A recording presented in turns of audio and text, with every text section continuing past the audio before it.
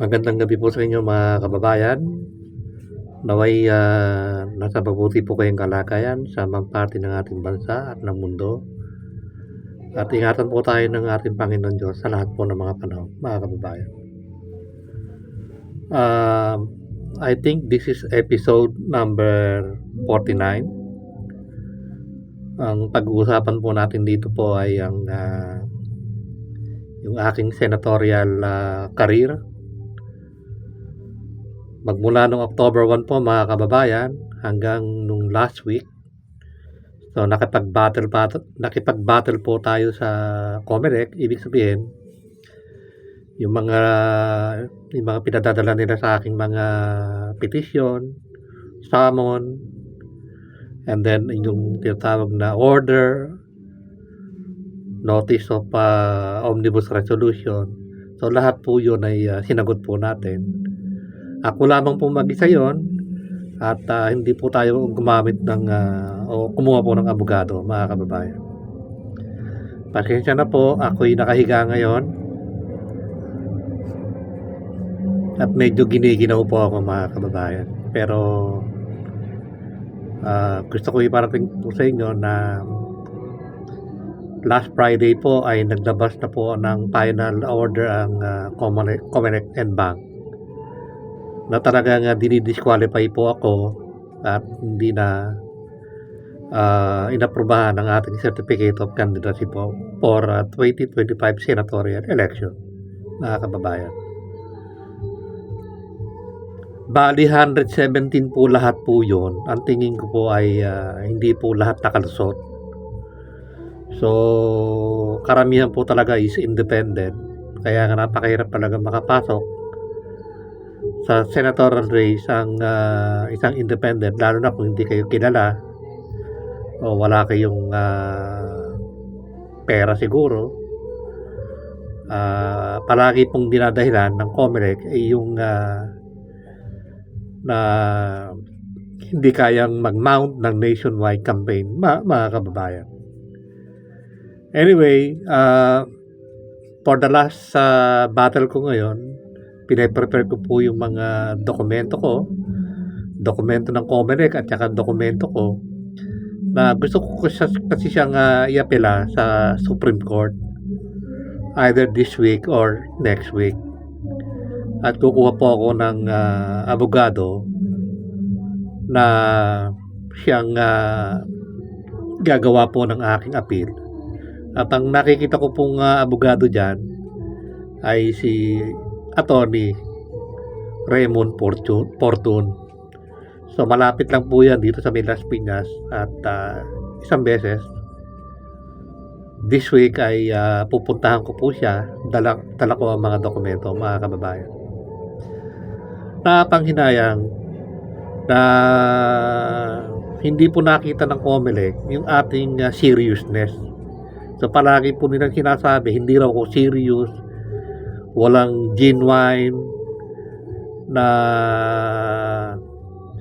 kumbaga nakikita nila na hindi ka raw serious sa pagtakbo bilang senator. Samantalang hindi po nila nakita yung ginawa po nating discovery, creation, yung nga po yung tinatawag na laser co super fortress, mga kababayan, o yung tinatawag na cashless environment.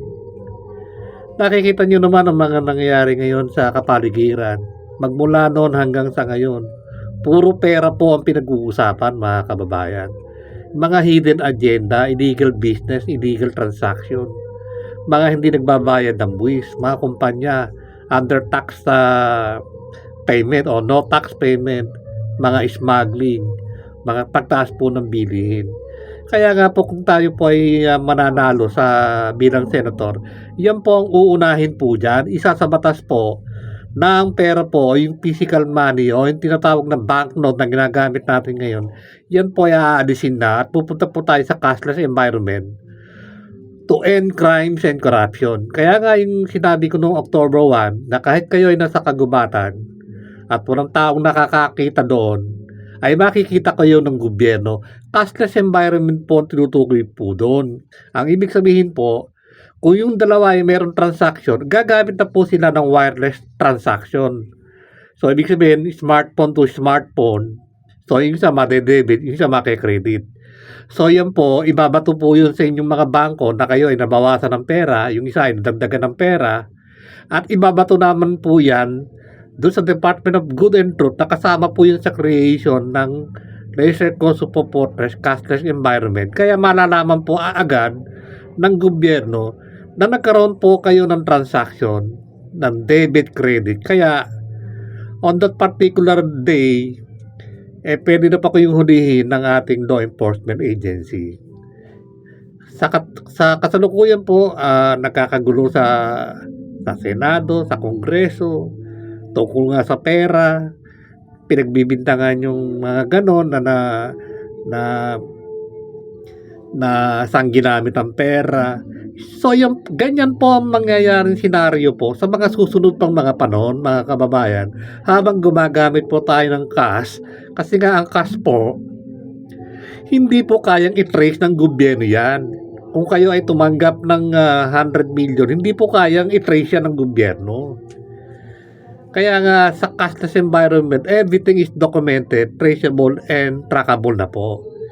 In real time po yan sa buong population at landmass ng bansa. Sa gayon, kung mangyayari po yan, wala na pong mga ngahas po na gumawa pa ng mga corruption, price increase, economic sabotage, smuggling, cartel, pagtaas po ng mga bilihin, mga scam. Kaya nga nakakalungkot mga kababayan. So magpapatuloy po yan, yung mga crimes and corruption, katulad ng mga crimes na hindi involved po ang pera, katulad ng mga pagpatay po. Sa Leisure Cost Fortress po, madedetect po kaagad yung mga balak ninyong pagpatay sa isang kapwa. Makikita po yun ng gobyerno, kaya may babato po agad sa barangay na merong gustong pumatay po sa inyo on that particular place or date or time. Kaya may iwasan na po ang mga ganyang crime na hindi po involved ang pera. Pero kapag ang crime po ay involved ang pera, in real time po sigurado po huli agad kayo, or hindi nyo na po gagawin ang binabalak po ninyong crime na involved po ang pera. Dahil alam nyo naman, recorded na po yun. Yung corruption, yung illegal drugs na gagawin po ninyo, recorded po yun. Kaya hindi na po mangyayari na gumawa pa kayo ng mga ganyang crime. Kaya nga, hope, sana, ito naman, kahit na ako'y hindi makalusot din sa final appeal sa Supreme Court, mananatili po ako by next 3 years, kakandidato po ulit ako, at paumanhin ko rin sa taong bayan, sa media at sa COMELEC. Hindi ko po masyadong naipaliwanag sa kanila yung Leisure Cost Fortress. Kaya nga hindi po nila naintindihan kung how it works, kung ano ba yan. So next time po,